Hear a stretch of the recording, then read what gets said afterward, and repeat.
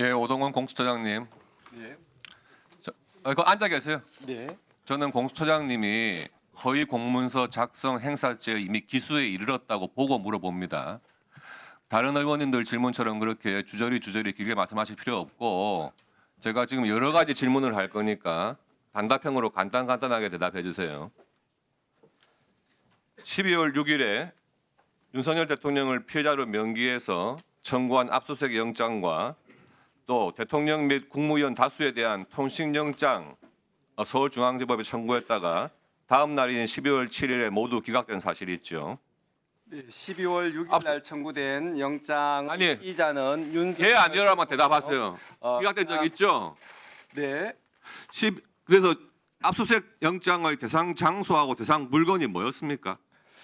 그 당시에 윤석열 대통령 또는 대통령실이나 그다음 대통령 관저는 전혀 포함되어 있지 않았고 지금 박안수 그다음 아니 대상 장소하고 물건 말씀하시라니까. 그다음 그 국회 그다음에 선관위 이런 부분에 대해서 압수수색을 한 것으로 예, 알고 그 있습니다. 12월 8일에도 윤석열 대통령에 대한 압수수색 영장과 통신영장 서울중앙지법에 청구했다가 또 기각된 사실이 있죠. 그때도 마찬가지로 피의자로 윤석열 대통령이 피의자들 중에 한 사람으로 들어가 있는 것은 맞지만 피의자 윤석열 기각됐죠. 대통령을 압수수색 대상으로 또 대통령 관저나 대통령실을 압수수색 대상으로 하지는 않았습니다. 그러면 12월 6일 날 청구했던 영장과 12월 8일 날 청구했던 영장의 압수수색 대상 장소와 대상 물건이 동일했습니까?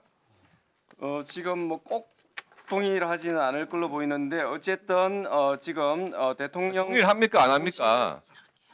지금 그 피의자가 조금 추가되고 했기 때문에 똑같지는 그러면 않습니다. 12월 6일 날 기각된 영장에 대해서 12월 8일 날 청구한 영장이 재청구한 영장은 아니고 완전히 별개의 영장입니까?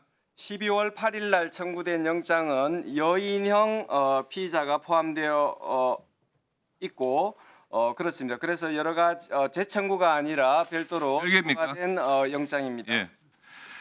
그 공수처에서 스스로 밝힌 압수수색과 통신영장의 기각 사유를 보면요. 제가 읽어볼게요. 맞는지 아닌지 확인해 주세요.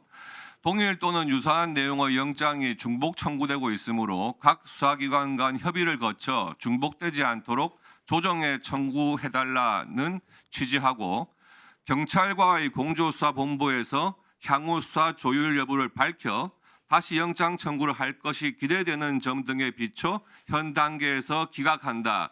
이런 내용이 기각 사유였죠. 네, 그 두 번의 맞습니까? 아닙니까?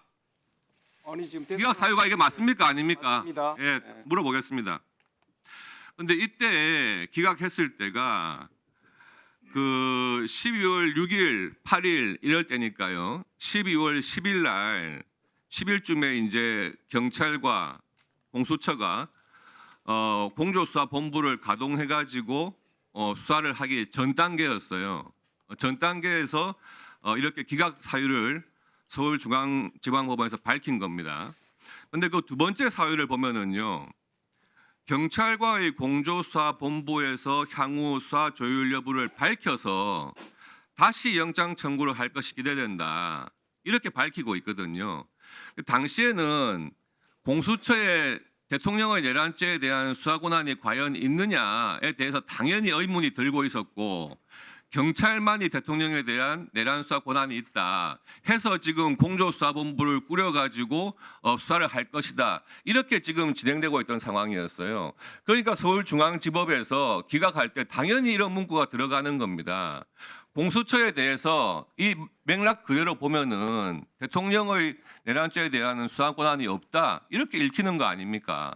다시 물어보겠습니다. 법원에서 공수처 물어볼게요. 내란죄 수사권이 없다는 부분 끝나고 입장을 이야기하세요. 없습니다. 12월 20일에 그 서울 동부지법에 김용현 전 국방장관에 대해서 체포영장 청구했다가 기각된 사실이 있죠. 네.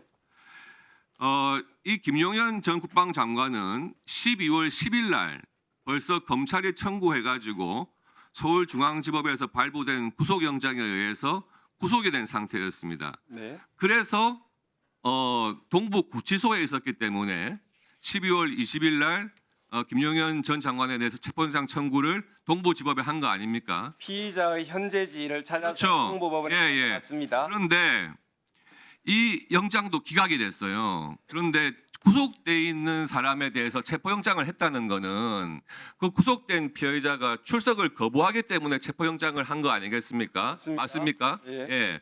그런데 통상적으로 이런 경우에는 대부분 체포영장이 발부가 되죠. 그런데 이 구속돼 있는 사람을 소환 조사하기 위해서 청구한 체포영장까지도 기각이 됐단 말이에요. 서울동부지법에서. 그 기각 사유가 뭐였습니까? 뭐 지금 정확하게 기억하지는 못하는데 뭐 내란죄 수사권이 없다는 그런 부분하고는 전혀 관계 없는 부분입니다. 다시 한번 말씀해 보세요. 내란죄 수사 권한하고 전혀 관계가 없어요? 제가 그 자료를 지금 출석 요구에 응하지 아니하거나 응하지 아니할 우려가 있다고 단정하기 어렵고 이 사건 피의 사실의 내용, 수사 진행 경위 등을 고려해서 기각한다 그런 취지입니다. 그런데 이 기각 사유를 왜 검찰에 송치하면서 기각 사유 부분을 가리고 송치를 했습니까? 뭐 저희들은 뭐 가리고 뭐 그런 적은 없습니다. 뭐 그런 부분 뭐 복사하면서 그런 행위가 있는지는 모르겠지만 기록을 지금 송부하면서 특정 부분을 가린 적은 전혀 없는 걸로 알고 있습니다. 12월 6일과 8일에 압수수색 영장과 통신영장 청구했다가 기각된 그 영장에 대해서 서부지법에 체포영장과 수색영장 청구할 때 기록에 다 첨부를 했습니까? 당연합니다. 저희들이 여러 가지 그 답변을 통해서 그런 부분 충분히 말씀드렸는데 계속 의혹을 제기하시는데 그런 부분 다 포함해가지고 영장 청구한 거 맞습니다. 그러면 검찰에 송치하실 때 이 6일과 8일의 영장 이런 부분에 대해서 다 첨부해가지고 사건 송치하신 건 맞습니까? 의원님 당연합니다. 예. 알겠습니다. 네, 수고하셨습니다.